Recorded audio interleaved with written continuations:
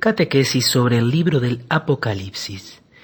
Llegamos al final de este mes y vamos a abordar hoy sucintamente el último libro.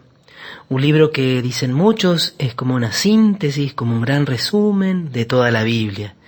Un libro que para comprenderlo bien sería necesario conocer a fondo todos los libros del Antiguo y del Nuevo Testamento.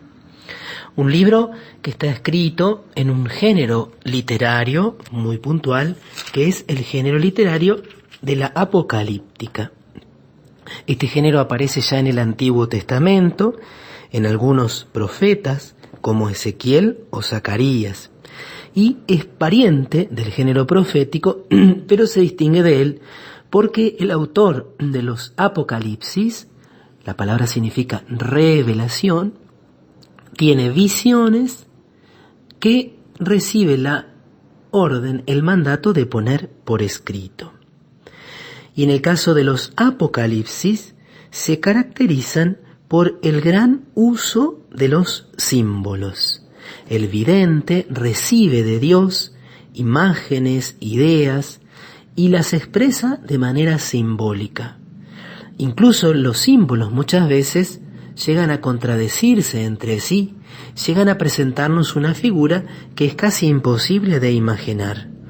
Cada elemento simbólico del libro describe una faceta, una dimensión, un aspecto de aquello que se quiere describir.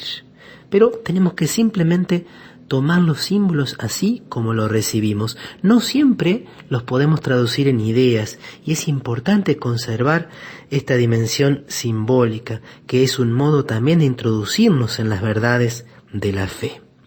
¿Quién es el autor de este libro?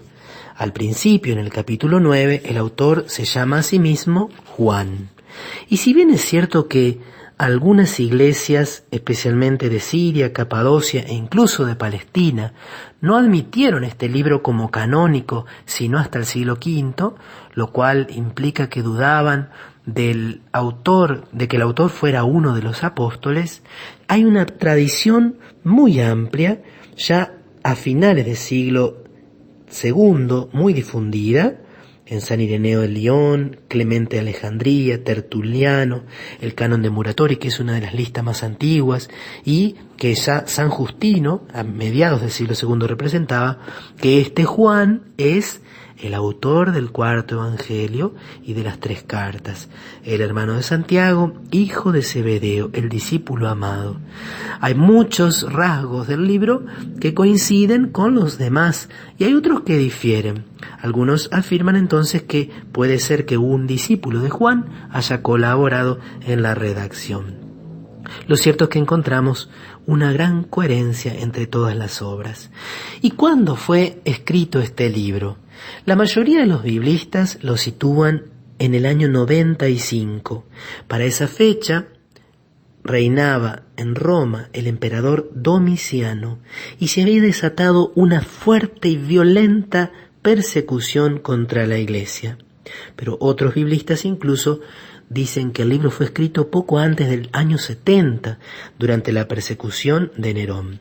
Lo que es absolutamente seguro es que los destinatarios de este libro son cristianos perseguidos. El Apocalipsis es un libro que tiene como finalidad inmediata alentar a los cristianos en medio de las persecuciones. Hablarles con mucha fuerza y convicción de la victoria de Jesucristo. Probablemente el lenguaje simbólico, el lenguaje críptico, tiene entonces también la finalidad de evitar que los cristianos en medio de la persecución pudieran ser descubiertos. Al hablar a través de símbolos, al hablar con números también que expresan diversas realidades, se evitaba que aquellos que perseguían a la iglesia pudieran descubrir más fácilmente el mensaje. Entonces, este libro tiene como un doble aspecto. Por un lado, nos habla del presente. Algunos intérpretes priorizan este aspecto. Se trata de la historia que está viviendo el pueblo de Dios, el nuevo pueblo de Dios que es la iglesia, y se describen los sucesos anunciando que esa persecución pasará. Pero otros intérpretes ven en el libro prioritariamente y algunos exclusivamente la llegada del fin de los tiempos, el anuncio de lo que va a suceder en la parusía de nuestro Señor Jesucristo. La mayoría de los biblistas admiten como el doble plano. Es un libro que habla del presente, es un libro que habla del triunfo de Cristo que ya aconteció en el misterio pascual, pero que anuncia también el triunfo final de Jesucristo que se dará en su segunda venida. El estilo entonces está colmado de símbolos. Hay colores simbólicos, hay números simbólicos. De esto hay por supuesto muchas interpretaciones. Así que no te puedo dar una en particular, simplemente invitarte a que puedas leer algunos artículos. Hay un artículo muy importante, muy sencillo y a la vez sintético y verdadero en la página Catholic.net, que tiene un curso de Biblia donde señala algunos de los posibles significados de los números, de los colores, qué significa la mujer, qué significa la estrella, qué significan los candelabros, qué significa el número 7, el 6, el 1000, el 12, el 144. Más allá de los símbolos, es importante descubrir en este libro esta finalidad y los grandes temas. El centro de todo el libro es Cristo Jesús. Hay una superpoblación de títulos de Jesucristo que pueden poblar también nuestro imaginario y nuestra vida de oración. Jesucristo es el Hijo de Dios, capítulo 2, versículo 18. El Mesías lleno del Espíritu, capítulo 3, versículo 1. El que tiene la llave de David, 3:7. El león de Judá y retoño de David, 5:5. Es el cordero degollado y en pie. Es el Amén, el testigo fiel, 3:14. Es el príncipe de los reyes de la tierra, 1:4, que lavó con su sangre los pecados. Es el Cordero, aparece tantas veces este símbolo, no solamente en el capítulo 5, sino también en el capítulo 21 y 19. Es la palabra de Dios, 19:13. Es el Rey de reyes y Señor de señores. Es el esposo. Es el Hijo del Hombre, el primero y el último. El Jesucristo, el vencedor. Este Jesucristo y su reinado es amenazado por Satanás, que aparece a lo largo del libro, especialmente bajo la figura del dragón o de la serpiente, combatiendo contra la mujer que simboliza a la iglesia. También aparece el Padre Todopoderoso, el que es, que era y que vendrá. Y aparece el Espíritu en la primera parte de las cartas a las iglesias y también como un río que brota del costado del trono del Todopoderoso. El libro se divide en dos partes. El capítulo 1, 2 y 3 contiene 7 cartas a 7 iglesias de Asia.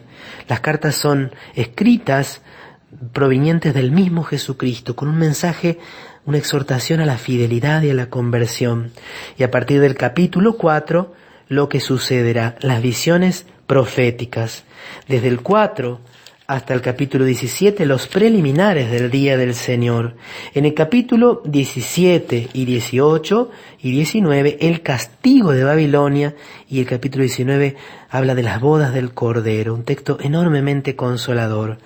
Y a partir del 19:11, el reinado de Jesucristo, hasta el capítulo 21, donde se describe a la nueva Jerusalén, la iglesia glorificada. Es un libro entonces que transmite esperanza. Después, dice el capítulo 21, vi un cielo nuevo y una tierra nueva, porque el primer cielo y la primera tierra desaparecieron, y el mar ya no existe más.